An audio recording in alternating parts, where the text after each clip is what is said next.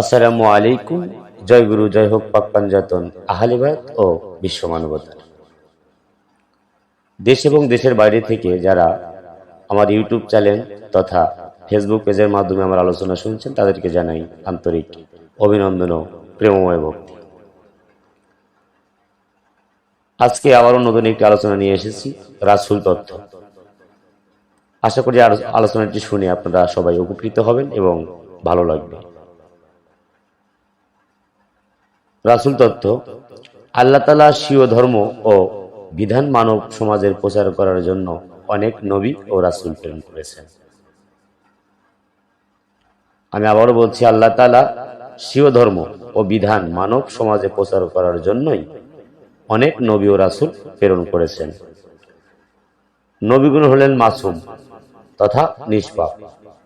যাবতীয় গুনাহ ত্রুটি ও শয়তানি ওয়াসওয়াসা হতে নবীগণ মুক্ত।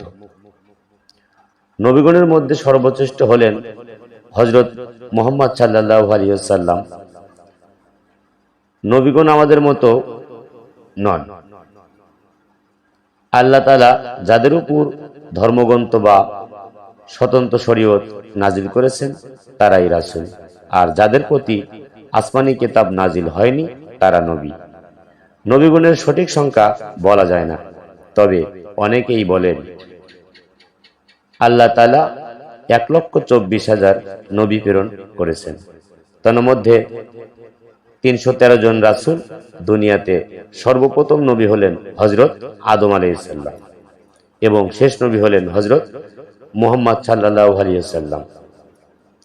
আগমনের দিক থেকে আমাদের নবী যদিও শেষ নবী, কিন্তু আল্লাহ তাআলা সর্বপ্রথম তার নিজ নূর হতে আমাদের নবীজির নূর মুবারক সৃষ্টি করেছেন।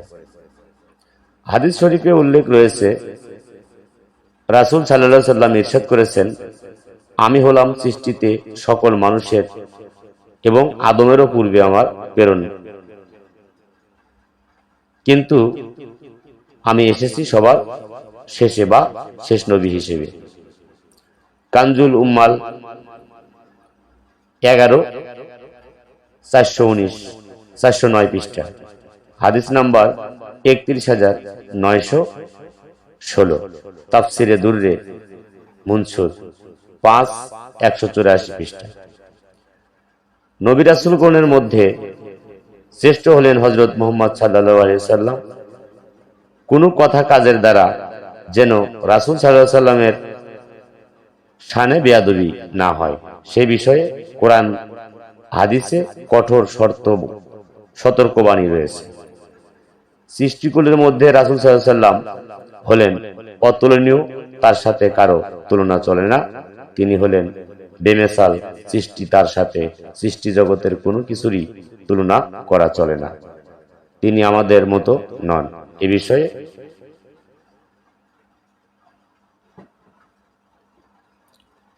অবগত থাকতে হবে, কারণ এখানে কোরআনে কঠোর সতর্কবাণী দিয়েছেন যে আমাদের নবীর শানে যেন আমাদের কোনো বেয়াদবি না হয়ে যায় বা বেয়াদবি না হয়। অথচ নবীর শানে যদি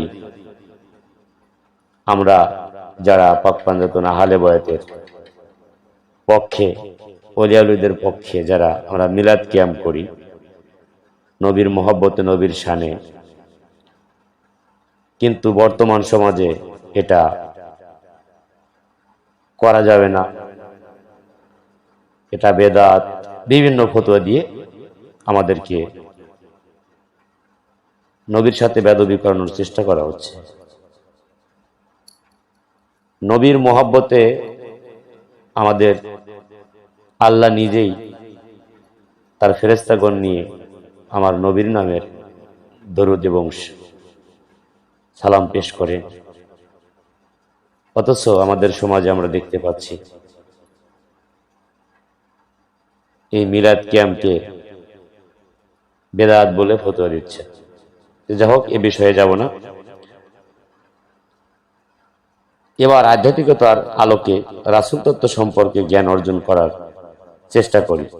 যদি কোনো বিষয় বোঝার অথবা শরীয়তের সাথে সংশ্লিষ্ট মনে হয় বা বুঝতে কষ্ট হয়, তাহলে তথ্যজ্ঞানী কামেল পীরের স্বর্ণাপন্ন হন, অথবা কোরআনে বর্ণিত হজরত মুসা আলাইহিস সালাম ও হজরত খিজির আলাইহিস সালামের ঘটনা স্মরণ করুন। তা আশা করি আজকের আলোচনাটি আপনাদের কেমন লেগেছে অবশ্যই কমেন্টের মাধ্যমে জানাবেন। সবাই ভালো থাকবেন, সুস্থ থাকবেন। জয় গুরু, জয় হোক পাক পাঞ্জাতন, আহলে বায়াত ও